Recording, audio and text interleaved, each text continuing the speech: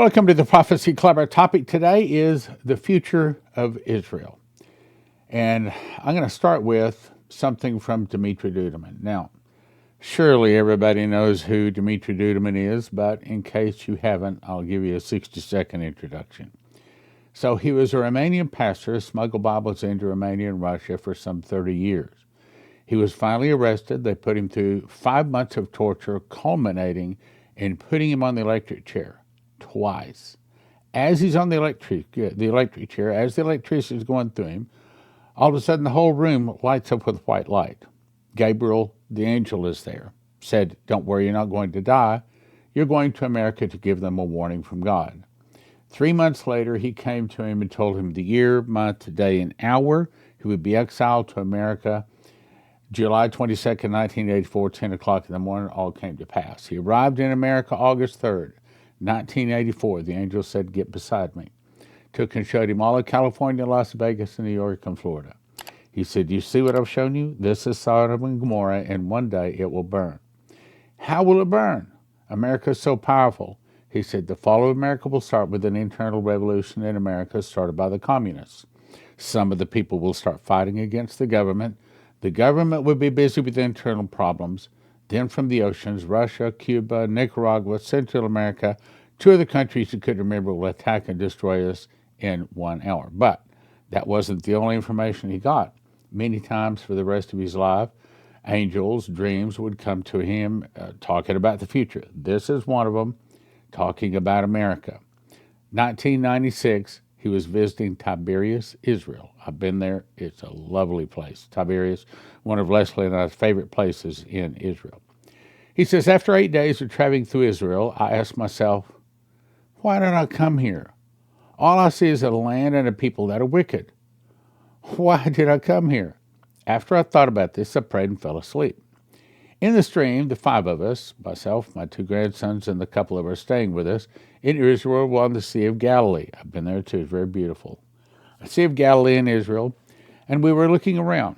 We noticed how nice and warm it was, a good place for a vacation. At once, I heard a voice from my left say, and it said, "You didn't come here just for this. Look at me." I looked, and I saw a man in white, shiny clothing. He was crying with tears running down his cheeks. "Who are you, and why do you cry?" I asked. "I'm Jesus Christ, and I'm looking over my blood relatives and my people for whom I gave my life. Their sins have put a wall between God and themselves. God has decided to bring all of the scattered people from the nations back.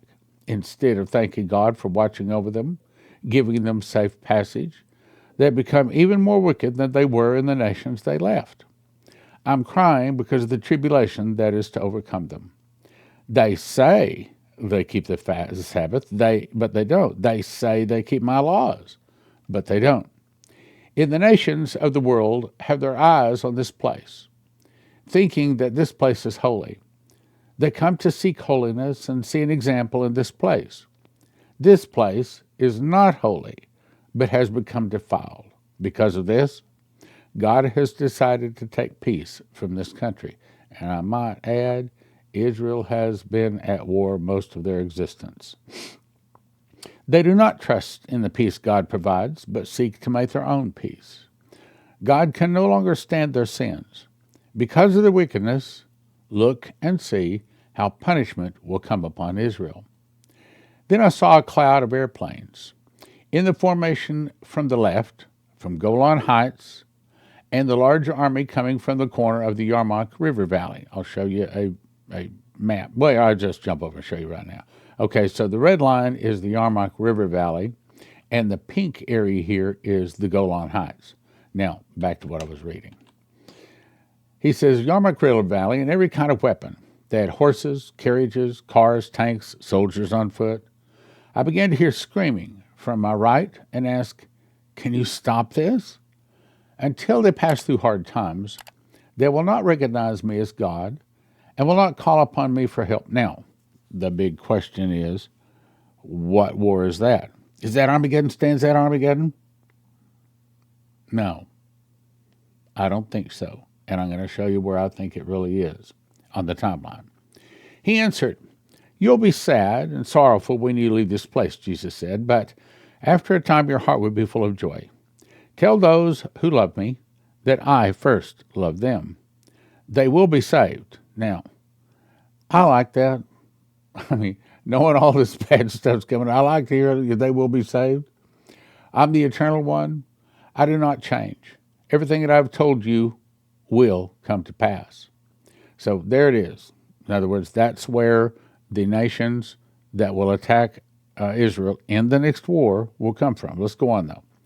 He says, you will go in peace, Jesus said. Then there was a loud roar of thunder, and we were looking for a place to hide because we thought that the war had started. A lightning bolt came down in front of us, but Jesus said, do not be afraid. You will leave this place in peace. And he did in 1997. Tell the people what you have seen. He said, now, we were visiting, and I showed you the place, so I'll skip that part. All right, now, let me explain which war I think this is. So 2002, as I've said many times, Leslie had a dream, and these are the 6 points of the dream. She was shown that Arafat would go into the hospital and die there. Now, that's a very big statement, because at the time, Arafat was not allowed outside of his compound. To put out a prophecy now saying that Arafat's going to die in the hospital, very big. But about 2 years later, 11/11/04, 3:30 a.m., just as she was told, he died in the hospital. 2, Israel will give the Palestinians a state. Okay, that's Joel 3:2. We know that's going to happen. The Palestinian state would be a temporary measure to allow the Israelis time to strengthen their military. Okay, now we're getting an idea. Oil will be discovered in Israel. The oil will make the Jews willing to fight for the land. Now, hang on. The key, the center I want you to look at here is oil. Okay, so what happens before oil is discovered in Israel? Does it say there's a war before the oil is discovered? No, but then officially the October 7th is not a war, it's a retaliation. So it wouldn't list a war there. But then, after oil, this is the point I want to make. Number 6, Israel and America will go against most of the Arab world. Is that Armageddon stand? Is that what thought? Is that Armageddon? No, I don't think so. The reason is because Ezekiel 30 and 39, like 8 times, it says that when they dwell safely and none makes them afraid. Those kind of words says like 8 times. So there's got to be a war between now and before Armageddon that Israel is very victorious. She gets back all of her land from the Euphrates all the way over to the Nile. And as a result, the nations around her do not make her afraid anymore. It's not until Armageddon that she's ever attacked again. So, point number 6 is Israel and America will go against most of the rest of the Arab world. Does not happen until after massive amounts of oil is discovered. Now, let's tie that together with this. Now, this is 2002. This is 2006. She heard 7 audible newspaper headlines. Omar ushers in Palestinian state. Well, see, that's the same thing as number 2 here. All right, then catastrophe hits America. We do not know for certain what that is, but based upon other prophecies and a little bit of guessing on my part, I think it's an earthquake. And I'm afraid that earthquake might come if America splits Israel. But we've talked about that, so I'll move on. Number 3, one of America's greatest times of need. In other words, a giant earthquake hits America, and we're devastated. I mean, like something worse than would just hit Venezuela. Israel refuses help to America. Then, I think what happens is the Arab nations look around and say, hey, Israel and America are not exactly on the best terms right now. America had this thing that knocked her to her knees, not praying, but knocked her knees militarily, strength-wise. And then America called for help. Israel didn't help. So America's kind of, Israel at this point, a little bit on the outs. And then all of a sudden, Israel has attacked America, sends troops. So that tells me that number 5 is probably the same as number 6 here. Then what happens after that? Chaos reigns as Americans protest help to Israel. And then she heard my voice quoting Dimitri Duduman, the fall of America will start with an internal revolution. Meaning, after number 6 is probably going to be chaos reigns, and then after number 6 here, Israel and America, is probably when the Russians will attack. So my guess is, just a guess, The way I understand it is probably during the number 5 war here, or let me back up, during the number 6 war here, apparently we make the Russians angry enough to attack us. And that takes us out in number 7. Now, let me put this into short headlines. I've got some other things to show you. So October 7th is probably. Now, oil is discovered. Israel builds its military. After the oil is discovered, then Israel and America go against most of the Arab countries. And then, sometime later, is Armageddon. Jesus returns. Now, let me go to another one. 1995, Dimitri Duduman again. Israel and America. It was as if I was in Israel. A tall man came, took me by the hand, and said, "Come, let me show you the holy city." When we reached the holy city, all of it was covered with a black netting from top to bottom. On top, at its peak, the city had a black flag. After seeing these things, I asked the man that was with me, "What does this mean?" "Look up, and you will see the meaning." He said, "When I looked up, I saw a black emblem on which there was gold writing, and it said, 'Israel, you dishonor me and you mock me. You trust in the powers of men. Because you will not return unto me, I have this against you, and I will punish you with great fury. This is also to purify some who want to call upon me with a clean heart.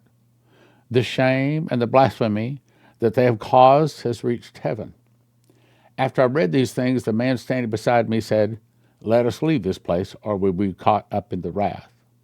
It seemed I was suddenly on an American plane, which was about to land with me in California. Okay, here comes something important.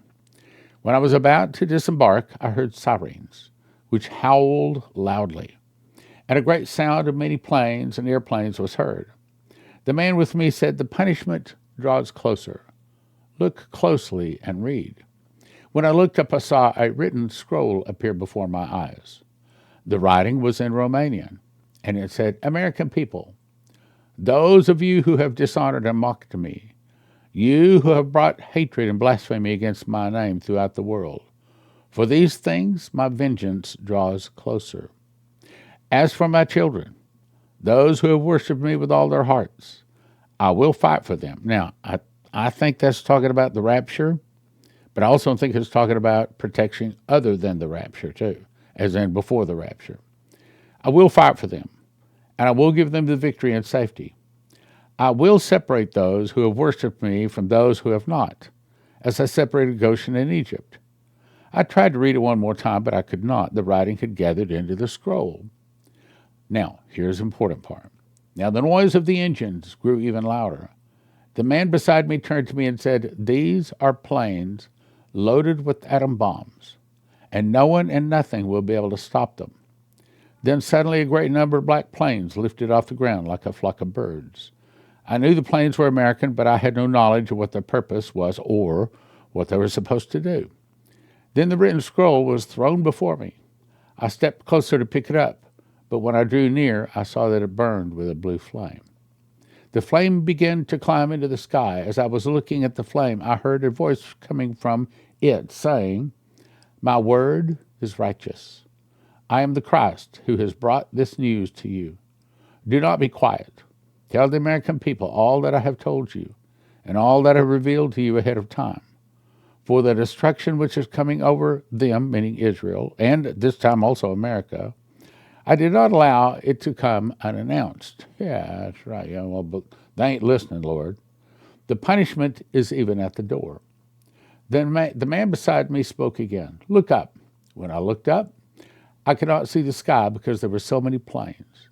Then the man said to me, "Thank the Lord for what he has shown you," and I began to pray and thank God. While I was praying, I heard a prophecy for myself. Get ready and say, now, this right here is for you and me, okay? Get ready and sanctify yourself, you and yours, that you and yours may not, I think that's referring to the rapture, may not take part in the trials that are ahead. Watch ye therefore and pray always that you might be counted worthy to escape these things and to stand before the Son of Man. It's not talking about escape the tribulation. It's talking about escape the wrath. This is why I have shown you these things. I have shown you what is to come in a short while. All that you have seen is at the door, because the sin and the wickedness have reached the throne of God's mercy. Then there was great lightning and thunder, and I fell to the ground, and I was awakened from my sleep. Now let me jump to a very famous one that kind of fits. Now, the thing I like about this one is great servant of the Lord, very famous. But in here, I believe he is confirming that when the bombs come down, we go to the marriage supper of the Lamb. Bombs down, Christians up. Those that have oil in their lamps, the wicks trimmed, and worshiping and serving God. This is A.C. Valdez, 1929, very famous. So he says, in 1929, I was preaching in Vancouver, British Columbia.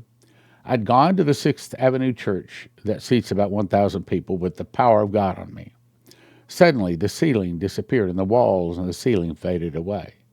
And I saw an ICBM, or intercontinental ballistic missile, just as real as any picture you would see. It was just as real as if it were 2 or 3 feet away. I saw it. It was passing over a skim of clouds. I was standing on the side of the mountain in a residential district, and I was looking over into a bay area. It would appear like it was Berkeley, toward San Francisco Bay region, a huge metropolis. I saw the freeway that is there today. When I saw this missile being electronically controlled, it plummeted right down into the city and then exploded. Then I saw the fireball, which answers to the description of which I've seen in the civil defense film release of the first hydrogen bomb explosion. This happened in 1929, but the atom was not split until 1932. Yet, I saw it as clear as today. There was a purpose in it. I have got to bear testimony to what I saw with my eyes. I've got to warn God's people that they must, here it is, live in the Spirit, walk in the Spirit, be filled with the Spirit, if they want God's protection in these last days. I saw this thing blossom out in all of its beautiful colors. Did you ever see a picture of it talking about a nuclear explosion? He says it's a beautiful sight, but it is a horrible sight. All of the colors of the rainbow you can see in that big ball as it swells out. Then the pressure that it creates following the explosion, it demolishes everything before it. It leaves a crater over 300 feet deep and over 2 miles across. It is capable of destroying a huge metropolis the size of New York City in one blast. Even though there were no freeways in 1929, I saw freeways. I saw them run and jump in their cars to escape, but there was no escape. I saw the aftermath of this explosion. I saw all of the detail. Now, here's the part I wanted you to hear. The Spirit of the Lord picked me up, like St. Paul. Whether in the body or out of the body, I cannot tell. All I know is, my friends, that God took me and whisked me across that area where the bomb hit in the midst of that huge metropolis. There was nothing left. The center where it struck was molten, like molten glass. It wasn't, my friends, until I was carried way beyond the residential area that I began to see any sign of even debris. Okay, so did you catch that? In other words, it blew out everything, bricks, glass, mortar, everything. It was just scorched, molten glass in the center. Finally, I came to what looked similar to snow or sand drifts. That's the same thing Coverstone saw. Twice he saw, it looked like gray snow drifts, he said, piled against the fences and buildings. I saw piles of iron like broom straw, only much finer than broom straw. It was in piles and in patterns, everything completely destroyed. Finally, way out, beyond what I feel was the residential area, I began to find signs of human beings, only in pieces. Torsos, heads, hands, arms, legs, scattered around everywhere. The Spirit of the Lord carried me out further. I began to find signs of life. People were running. I mean, everybody was blind, everybody. I didn't know in 1929 that if you're 35 miles away from this explosion and you just happen to be looking in that direction, you would never see again. I didn't know that at the time. Everybody was blind, my friends. They were running and screaming and bumping up against this and that and the other, bouncing back, children blind, screaming and crying out for their parents and parents for their children. The further I went, the more confusion. And the cries increased. My friends, even tonight, while I'm speaking to you, I can hear those cries. I can hear those cries, children and parents screaming out for one another. It was a terrible sight to behold. If I were to live 10,000 years, I know I could just close my eyes and hear those screams and see the terror that was written all over the faces of the parents and the children all over again. A terrible sight indeed. Then, my friends, the Spirit of the Lord took me. Now, here comes the good part. Oh, I wonder how fast I was going. I could see the mountains and the hills just passing before me. I came sweeping down over a large valley in the distance. I could see as I began to approach a body of people that looked like tens of thousands. I don't know how many there were. It was a sea of people long before I got there. I could see as down closer I could discern them. They had their handkerchiefs. They were wiping their tears from their eyes. Then for the first time I began to hear heavenly anthems. Heavenly anthems. I could hear the hallelujahs and bass and tenor, bass and tenor and soprano and all the alto voices blending together. Now, I don't think these are the people left behind. My opinion, these are the people that when the bombs go down, we go up to the marriage supper of the Lamb, about 4.5 months before Armageddon. That mass of humanity were lifted together by the heavenly music. So they were lifted. I came right down in the midst of them. There they were, God's people. This is what I saw, my friends. They were all dressed up like they were ready for Sunday service. When Ken Peters saw them, he said it looked like they were all wearing white choir robes. They were all dressed up like they were ready for Sunday service. Their hair was parted. Nothing was disturbed. There was no soil on the shirts. They were cared for so perfectly that everything was in order, my friends. Their faces were clean. Their clothing was clean. Everything was in order. The only word you could use to describe them would be meticulous. Meticulous. Glory to God. It is going to be a marvelous thing to be in the hands of God in these last days. Glory to God. What a wonderful thing to be in the hands of God. I say that God is going to protect his people in these last days. If they live in the Spirit and walk in the Spirit and keep filled with the Spirit. Now, let me take a minute and encourage you to get my book. I think the most important book, of course, is the King James Bible. I think the second most important book is, hang on, that's not what I wanted. The second most important book is The Secret Door to Understand Bible Prophecy. But I think this one's third. And you may be saying, well, why is it so important? It's a quick read. You can get through this book in 2 or 3 hours, okay? And it's not complicated. Actually, it's very simple. I was simply shown that Pentecost is the marriage feast. Okay, kind of like, well, here, let me go to since I've got it here. Kind of like Passover is the Feast of Death. Okay? You know, that was when the firstborn in Egypt were all killed. That's when Jesus was crucified. And I know I didn't show that, it's off the chart, but I want to show you this. Then on first fruits, that's when Jesus rose from the dead. The first fruits was when the children of Israel came out of the Red Sea into the Promised Land. So first fruits in one word is life. But in the middle, Pentecost in one word is marriage. When Moses came to Mount Sinai, when he first arrived, this is before he was called up to get the 10 Commandments, God spoke to him. Some 3 million people all heard his voice. And he said, I will be your God if you be my people. That was Father God asking the children of Israel to marry him. 2,000 years later in the upper room, when a mighty rushing wind came in and tongues of fire set upon all of the people in the upper room, that was the church marrying the Holy Spirit. 2,000 years later, when we go in the rapture, that's the bride. Those that have oil in the lamps, that have the wicks trimmed, that are awake, on fire, and ready and watching. We go to the marriage supper of the Lamb. Pentecost is the marriage feast, and that's what this book explains to you. Now, one's for $20, but don't get that. Get 10 of them for a shrink wrap set of $35, prophecyclub.com.